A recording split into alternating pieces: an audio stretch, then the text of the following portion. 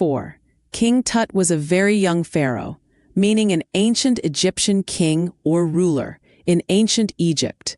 He died when he was just a teenager. His family was very powerful and had ruled Egypt for a long time. When he died, he was laid to rest laden with gold, meaning he was buried with lots of gold and treasure. After a long time, people forgot about him.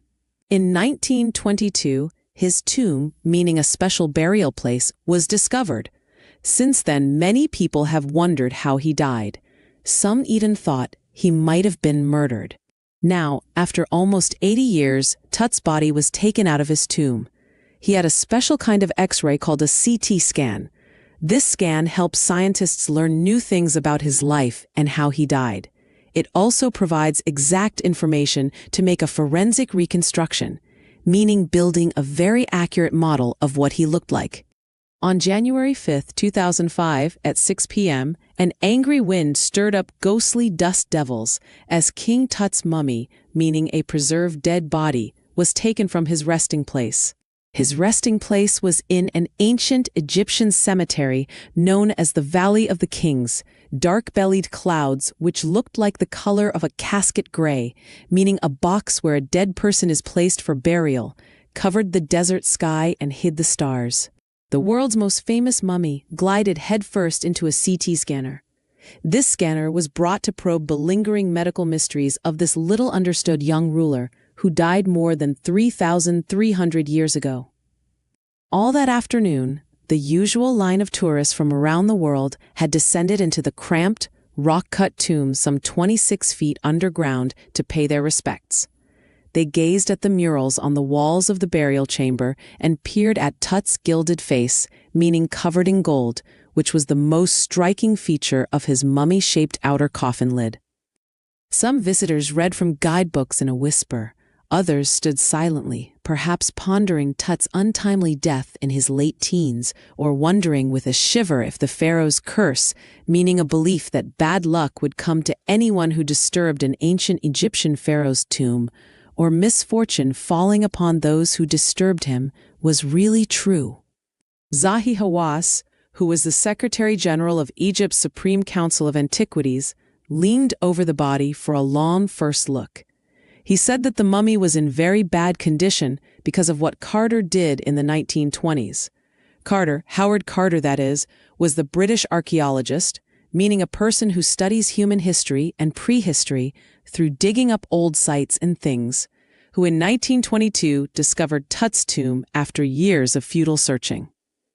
Its contents, though hastily ransacked, meaning quickly searched and stolen from, in antiquity, were surprisingly complete. They remain the richest royal collection ever found and have become part of the pharaoh's legend. Stunning artifacts in gold, meaning amazing gold objects, their eternal brilliance meant to guarantee resurrection, meaning coming back to life after being dead, caused a sensation at the time of the discovery and still get the most attention.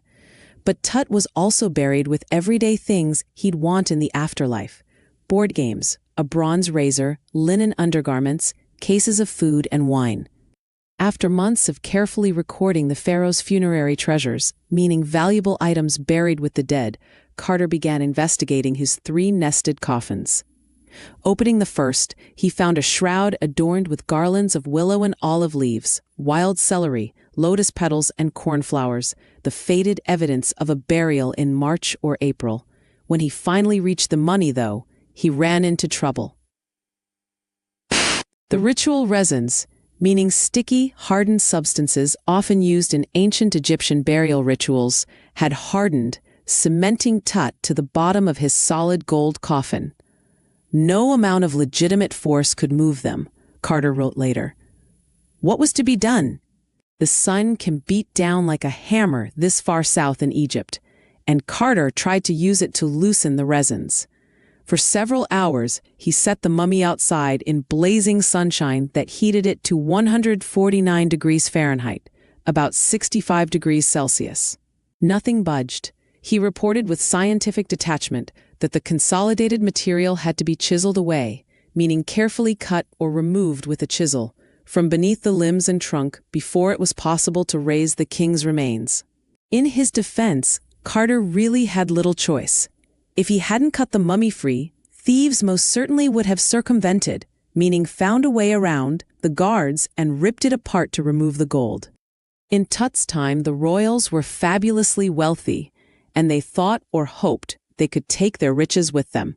For his journey to the great beyond, King Tut was lavished with glittering goods, precious collars, inlaid necklaces and bracelets, rings, amulets, meaning small objects worn for protection or good luck, a ceremonial apron, sandals, sheaths for his fingers and toes, and the now iconic inner coffin and mask, all of pure gold.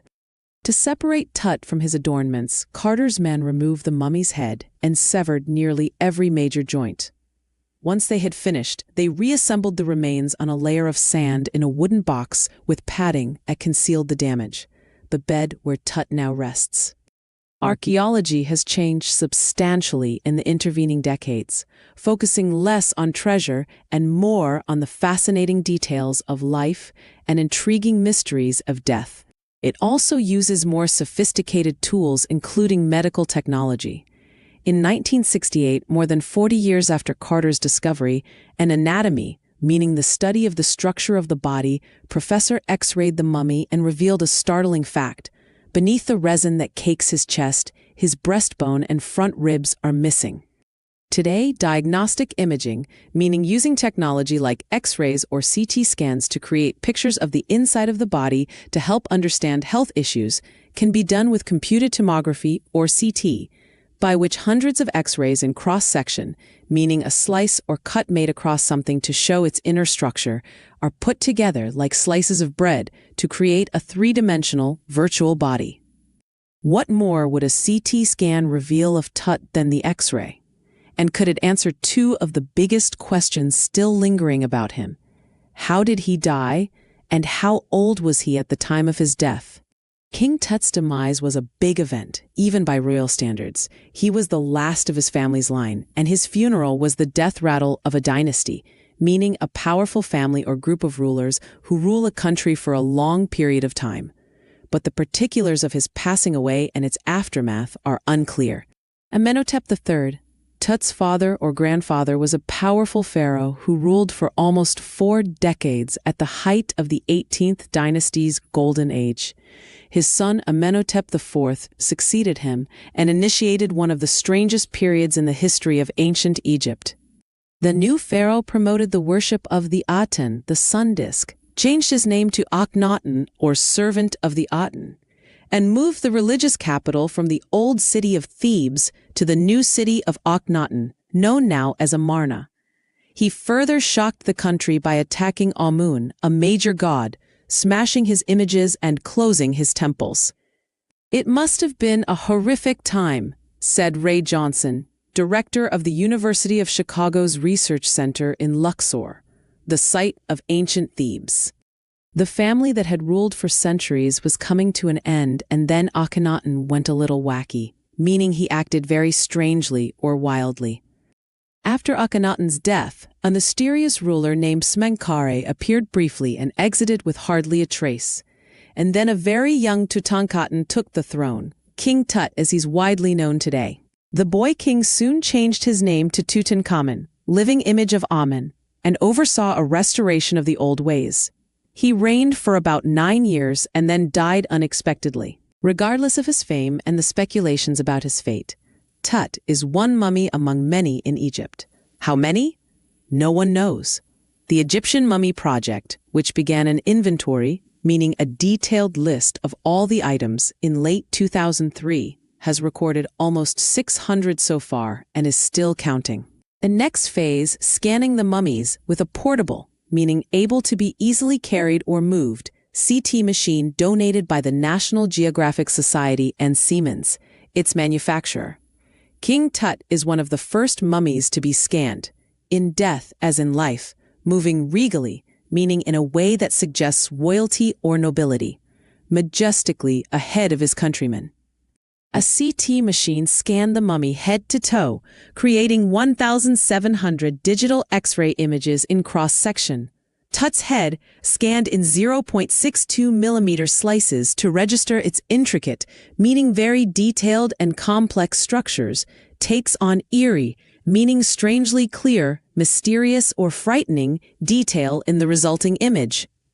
With Tut's entire body similarly recorded, a team of specialists in radiology, meaning the branch of medicine that uses imaging technology like X-rays and CT scans, forensics, meaning the use of scientific methods to investigate crimes or solve mysteries, and anatomy, began to probe the secrets that the winged goddesses of a gilded burial shrine protected for so long. The night of the scan, workmen carried Tut from the tomb in his box. Like pallbearers, meaning people who help carry a coffin at a funeral, they climbed a ramp and a flight of stairs into the swirling sand outside, then rose on a hydraulic lift, meaning a machine that uses liquid pressure to lift heavy things, into the trailer that held the scanner. 20 minutes later, two men emerged, sprinted for an office nearby, and returned with a pair of white plastic fans. The $1 million scanner had quit because of sand in a cooler fan. Curse of the Pharaoh, joked a guard nervously. Eventually, the substitute fans worked well enough to finish the procedure. After checking that no data had been lost, the technicians turned Tut over to the workmen, who carried him back to his tomb. Less than 3 hours after he was removed from his coffin, the pharaoh again rested in peace where the funerary priests had laid him so long ago. Back in the trailer, a technician pulled up astonishing images of Tut on a computer screen. A gray head took shape from a scattering of pixels, meaning very small dots that make up an image on a screen, and the technician spun and tilted it in every direction. Neck vertebrae, meaning the small bones that make up the backbone, appeared as clearly as in an anatomy class. Other images reveal the hand, several views of the rib cage, and a transection, meaning a cross-section or cut made across something, of the skull. But for now the pressure was off. Sitting back in his chair, Zahi Hawass smiled, visibly relieved that nothing had gone seriously wrong. "I didn't sleep last night, not for a second," he said. "I was so worried. But now I think I will go and sleep." By the time they left the trailer, descending metal stairs to the sandy ground, the wind had stopped. The winter air lay cold and still, like death itself in this valley of the departed, meaning referring to people who have died. Just above the entrance to Tut's tomb stood Orion, the constellation, meaning a group of stars forming a recognizable pattern in the night sky, that the ancient Egyptians knew as the soul of Osiris, the god of the afterlife, watching over the boy king. The central theme of discovering Tut, the saga continues, is the ongoing mystery surrounding King Tut's life and death, and how modern technology, like CT scans, helps us learn more about the past, even while respecting ancient traditions. It also highlights the changing focus of archaeology from simply finding treasure to understanding the lives and deaths of historical figures. Like, share, and subscribe.